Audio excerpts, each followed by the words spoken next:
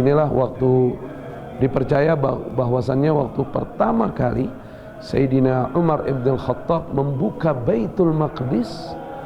Beliau begitu masuk ke Baitul Maqdis, beliau waktu itu datang waktu sholat, ya, ditawarkan untuk sholat di gereja dan beliau tidak mau sholat di dalam gereja. Kemudian beliau sholat di tempat ini. Kalau ada yang pernah menyaksikan dulu,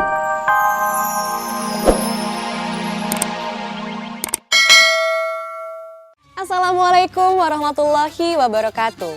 Saya Nuri Maulida akan menemani keluarga muslim semua dalam negeri para nabi. Sejarah Islam dimulai dari sini. Kali ini saya akan mengajak keluarga muslim untuk menyimak Qasidah Burdah, yaitu lantunan puji-pujian yang digubah oleh Syekh Al-Bushiri.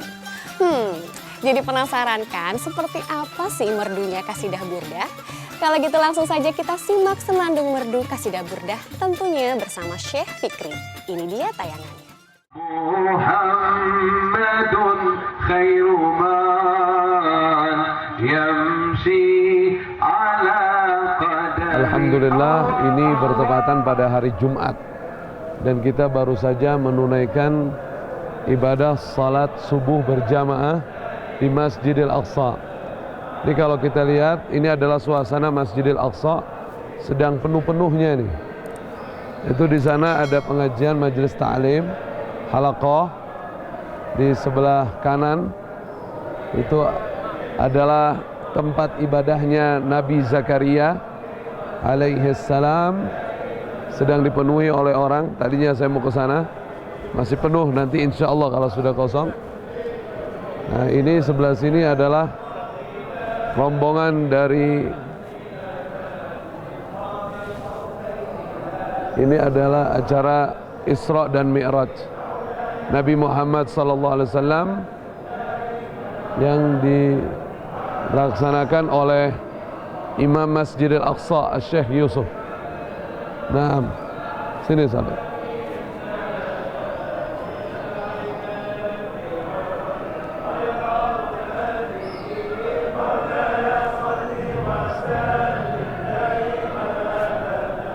Ala habibika khairil khalqi kullihimi.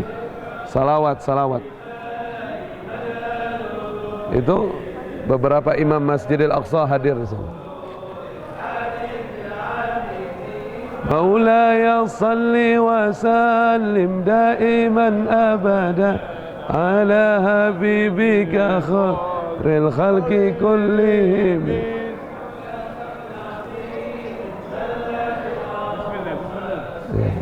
تفضل. مولاي صل وسلم دائما أبدا على حبيبك خير الخلق كلهم.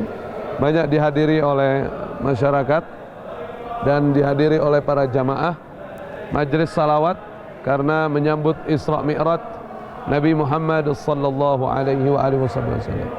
Qasidah ini disebut dengan Qasidah Burdah. Yang menyusun adalah Syekh Al-Bushiri.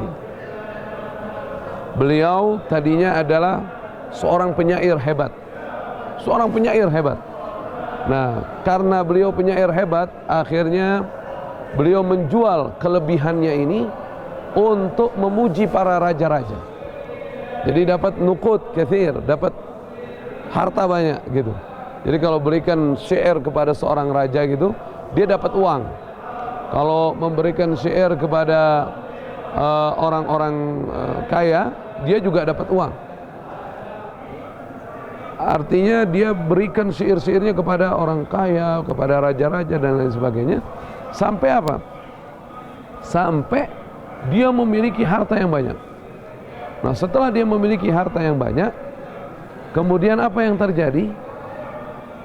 Dia mendapatkan ujian, penyakit dari Allah Subhanahu wa ta'ala. Dan hartanya ini tidak bisa digunakan untuk mencari obat bagi penyakitnya. Sampai habis semua badannya, sampai beliau ini merasa bersalah. Ya Allah, Kau berikan aku kelebihan dalam membuat syair yang indah, Tapi kenapa aku belum memberikannya kepada kekasihmu Nabi Muhammad SAW? Akhirnya di saat sakit itu beliau menyusun qasidah yang beliau niatkan untuk kesembuhan, dan beliau niatkan untuk mendapatkan syafaatnya Nabi SAW dan rahmat Allah Azza wa Jalla. Beliau nyusun itu qasidah, Maulaya salli wa sallim daiman abada ala habibika khairil khalqi kullihim. Terus beliau susun sampai kepada syairnya, famablaghal ilmi fihi annahu basharun. Ilmu telah dilampaui sesungguhnya beliau adalah seorang manusia. Mau nerusin nggak bisa, nggak dapat lagi moodnya, sampai dilepas ini pena, putus asa, tidur. Pada saat tidur apa? Mimpi Nabi kita Muhammad sallallahu alaihi wa ala alihi wasallam. Pada saat beliau bermimpi Rasulullah sallallahu alaihi wasallam, Rasulullah menyuruh beliau untuk membawakan syair-syair yang indah yang telah beliau tulis. Di mimpinya ini beliau bawakan itu, Maulaya salli wa sallim daiman abada ala habibika khairil khalqi kullihim, terus sampai kepada famablaghal ilmi fihi annahu basharun. Kemudian beliau menangis di hadapan Nabi sallallahu alaihi wasallam, ya Rasulullah, aku tidak bisa meneruskan kembali ya Rasulullah, bagaimana ini? Padahal belum selesai syairnya. Apa kata Nabi sallallahu alaihi wasallam? Uktub, tulis. Nabi yang karang ini di tidurnya, mimpinya Syekh Al-Busairi. Uktub wa annahu khairu khalqillahi kullihim. Tulis, sesungguhnya dia Nabi Muhammad SAW adalah sebaik-baik makhluk ciptaan Allah. Beliau tulis, bangun tidur deh, ingat tulisan itu, dia tulis langsung, wa annahu khairu khalqillahi kullihim. Dan terus dia lanjutkan, Allah berikan kepadanya ilmu laduni sampai dia bisa menyelesaikan qasidah itu. Kemudian setelah dia menyelesaikan qasidah yang sangat panjang itu, kemudian beliau bermimpi lagi dengan Nabi SAW, membacakan dari awal hingga akhir. Dan Rasulullah SAW memberikan burdahnya. Burdah itu seperti apa? Seperti sorban gitu. Nabi SAW memberikan burdahnya. Makanya disebut qasidah ini dengan qasidah burdah. Ada juga ulama-ulama yang lain menyebut qasidah ini adalah qasidah bur'ah. Apa artinya bur'ah? Bur'ah artinya kesembuhan. Karena setelah beliau bangun dari tidurnya, beliau mendapatkan sehat walafiat.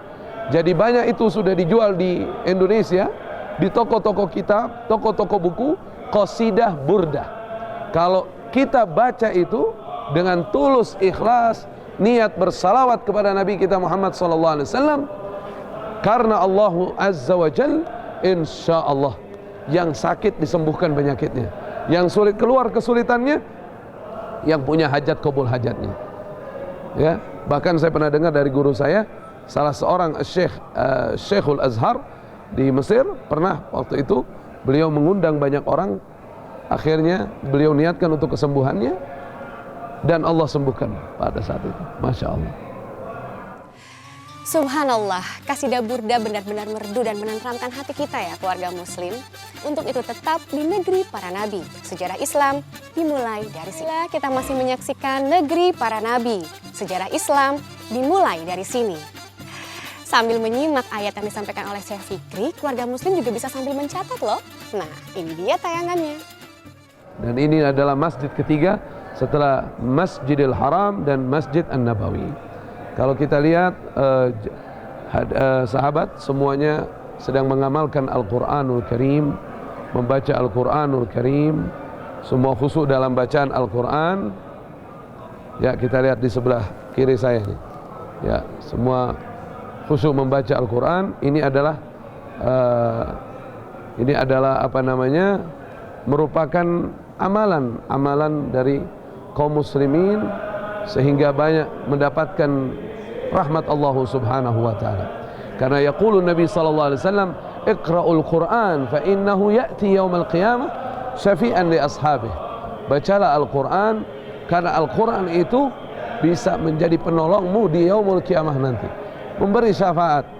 Semakin banyak kita membaca Al-Qur'an, semakin besar terbuka barokah kebaikan, kebahagiaan dunia wal akhirah insyaallah. Jadi Quran, salawat, majelis taklim di sebelah sana, itu semua hidup ini Masjidil Aqsa, Masya Allah. Insya Allah Allah kembalikan Masjidil Aqsa di tangan kaum muslimin. Amin ya rabbal alamin. Nah, disinilah waktu dipercaya bahwasannya waktu pertama kali Sayyidina Umar ibn Khattab membuka Baitul Maqdis. Beliau begitu masuk ke Baitul Maqdis, beliau waktu itu datang waktu sholat, ya, ditawarkan untuk sholat di gereja dan beliau tidak mau sholat di dalam gereja. Kemudian beliau sholat di tempat ini. Kalau ada yang pernah menyaksikan dulu film Sayyidina Umar ibn Khattab radhiyallahu taala anhu di MNC TV saat itu, film yang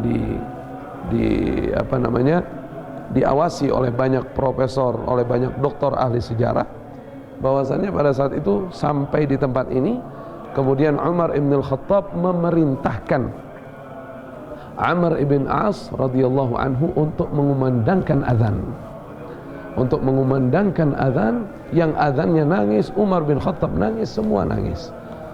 Karena mereka, tanpa mereka bayangkan ini semua, Masjidil Aqsa bisa direbut oleh kaum muslimin di zaman Al-Faruq Sayyidina Umar ibn Khattab radhiyallahu ta'ala anhu, dan beliau salat di sekitar sini, ya, beliau salat di sekitar sini.